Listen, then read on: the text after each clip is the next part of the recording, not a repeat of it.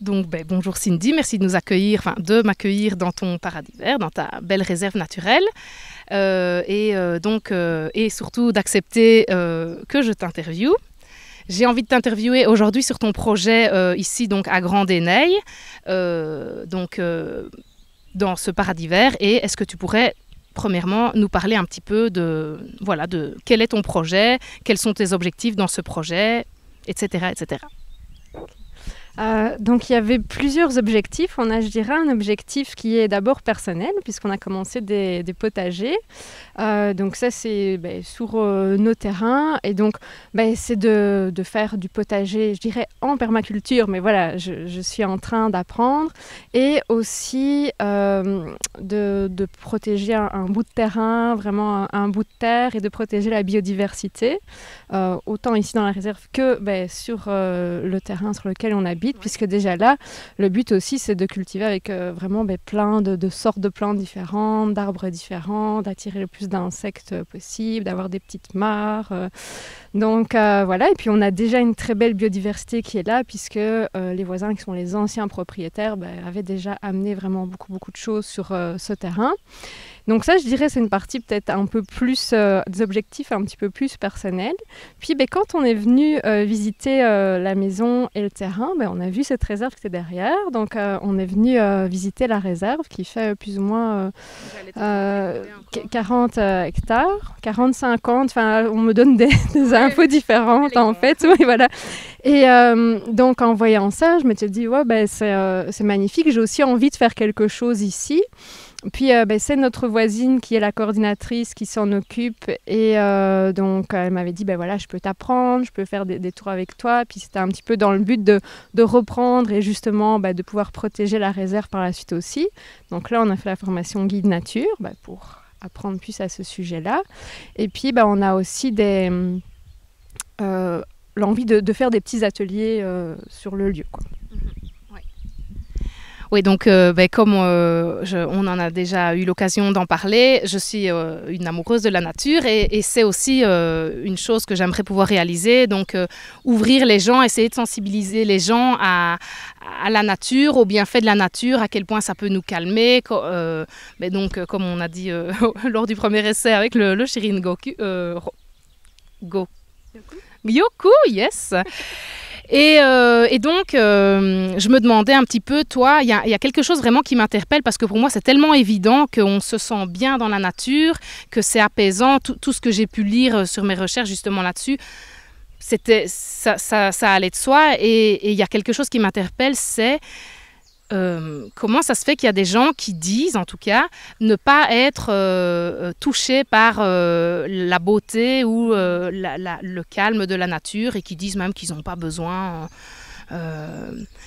Voilà. Comment est-ce que toi, tu peux expliquer ça, si tu as une explication? Je ne sais pas si j'ai une explication.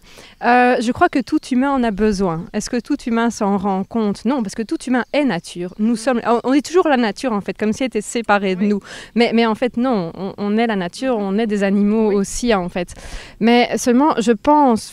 Si je regarde mon expérience personnelle, vu que j'ai habité très très longtemps en ville, quand on habite en ville, on ne se rend pas forcément compte. Alors si on n'a pas été amené dans la nature par nos parents, si on n'a pas été sensibilisé à ça, peut-être qu'on se dit oui, c'est ça la vie, c'est normal. Il y a peut-être un certain niveau de stress, mais en fait on ne s'en rend pas compte. On est habitué. Puisqu'on n'a pas vécu autre chose, donc on ne se rend pas compte qu'on pourrait se sentir autrement, en fait. Et donc on se dit, non, moi la nature, j'en ai pas besoin. Et peut-être qu'en y allant, vu qu'on a vécu en ville où tout est bien aseptisé, il y a plein de petits animaux, il y a de la terre, ça fait peur, c'est sale. Et donc du coup... la nature, au départ, si on n'a pas l'habitude, nous apporte plus de stress à ce moment-là. Donc, je pense que, c'est peut-être ça, c'est peut-être juste une question d'environnement de départ. Mais moi, je vois qu'au fur et à mesure des années, plus j'ai été en nature et plus j'ai eu cette paix et commencé à accepter tous les petits animaux. J'avais la phobie des araignées ou des trucs comme ça. Puis maintenant, c'est un truc naturel, quoi. Merci. Oui, c'est vrai. J'ai grandi dans un petit village, donc ça m'est jamais venu à l'idée que quelqu'un pouvait trouver normal de vivre en dehors de la nature. Et comme je dis toujours, si tu n'as jamais goûté au chocolat, tu ne peux pas avoir envie de chocolat. Donc oui, en effet, ça me paraît... ouais. C'était vraiment une question pour moi. J'avais vu justement David Lefrançois, celui qui dit « tout est toujours parfait ». C'est ça. François, je les confonds toujours, qui disait qu'il y en avait un qui lui a dit « moi je m'en fiche de la nature » et ça m'avait vraiment interpellée, quoi. Enfin, qu'est-ce que tu conseilles justement alors aux personnes qui sont coupées de la nature pour peut-être arriver à profiter des bienfaits de la nature sans pour autant devoir partir en expédition au fin fond des Ardennes et à devoir affronter les petites bestioles et les araignées et pouvoir quand même un petit peu toucher de la nature? Il y en a quand même plus ou moins partout. Enfin, chez nous en Belgique, je trouve que même dans les villes, il y a toujours des petits parcs ou des petits coins. Ça peut être avoir un animal à la maison. Bien que les animaux domestiques, ils sont plus très naturels, mais il y a quand même encore une partie plus proche que nous, en fait. Ça peut être avoir des plantes, un petit jardin, puis ça peut être juste un arbre. Alors moi, je me rappelle, c'était il y a 2 ans quand on est arrivé, je devais aller à un événement à Paris. Et on était vraiment dans un quartier de Paris qu'on n'aimait vraiment pas. Un événement où il y avait vraiment beaucoup de foule. Et puis ça, c'était compliqué pour moi. Et alors, en sortant de l'hôtel, il y avait un arbre. Mais il y avait juste quelques arbres comme ça sur la rue. Donc j'étais près de l'arbre, puis j'ai pris l'arbre. Puis les passants, ils ont dû se dire, c'est quoi cette folle-là qui, en plein milieu de la ville, prend l'arbre dans les bras. Mais voilà, il y a toujours au moins un arbre quelque part. Et ça, j'ai énormément de personnes parce que j'ai encore un client qui me disait il y a quelques jours, et voilà, il est dans des difficultés, dans de la tristesse, et puis il me dit, voilà, je vais faire un câlin à mon arbre. Et donc, ça peut paraître étrange aux personnes qui ne l'ont jamais fait, mais juste de le tester. Aller voir, aller près de l'arbre, peut-être juste mettre la main si on n'ose pas le prendre, parce qu'au début, si on n'a pas l'habitude, peut-être on se dit, il y a peut-être des bêtes dessus. Donc ça peut peut-être être juste mettre la main et voir qu'est-ce que je ressens, qu'est-ce qui se passe. Voilà, moi j'ai été touchée à un moment par ma petite filleule, elle vient se promener avec moi et puis elle me dit, comment tu fais pour parler aux arbres? Puis je dis, tu peux leur parler dans ta tête si tu veux. Voilà. Oui, c'est vrai. J'adore les questions des enfants. Alors, donc, quand tu auras repris le flambeau, si ça se fait, mais ça a l'air d'être en bonne voie, est-ce que tu comptes faire justement, certainement, j'imagine, des activités dans la réserve? Quel genre d'activités? Mais là, tu parles justement de prendre les arbres dans les bras. Est-ce que tu as d'autres idées d'exercices comme ça qu'on peut faire soit en groupe, soit tout seul, quand on veut un petit peu mieux s'imbiber de la nature? C'est vraiment tout ce qui permet d'être au contact de la nature. Donc, j'avais déjà fait en fait un atelier qui mixait en fait développement personnel et le contact avec la nature. Je pense que c'est des choses comme ça que je vais refaire, personnel, spirituel. Enfin voilà, ça dépend de ce qu'on met derrière. Ça peut être simplement marcher pieds nus pour sentir le contact du sol. Ça peut être se bander les yeux, marcher, toucher des plantes, des arbres, avoir quelqu'un qui nous guide, sentir, vraiment tout ce qu'on peut utiliser nos 5 sens, je dirais, pour entrer en contact avec la nature. D'ailleurs, dans le Shirin-yoku, c'est ça, c'est utiliser les 5 sens pour entrer en contact avec la nature. Une fois qu'on est capable de faire ça, on peut passer à un autre niveau, peut-être plus être connecté à notre intuition et peut-être ressentir d'autres choses, d'autres présences. À ce moment-là, peut-être ressentir l'énergie des arbres, faire une méditation pour entrer en contact avec son animal totem ou avec une plante.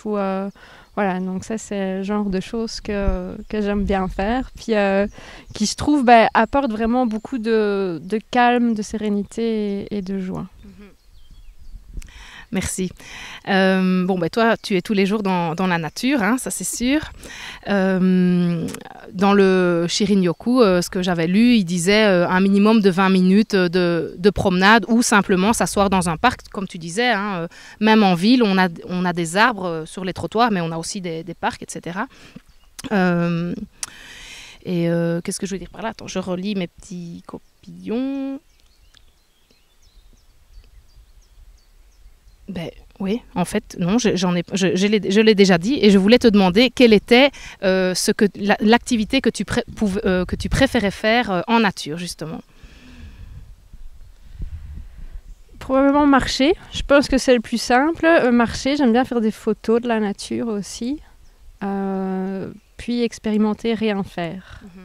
Ouais. Juste écouter, sentir le vent. Ouais, voilà. Ce qui était très difficile pour moi au début.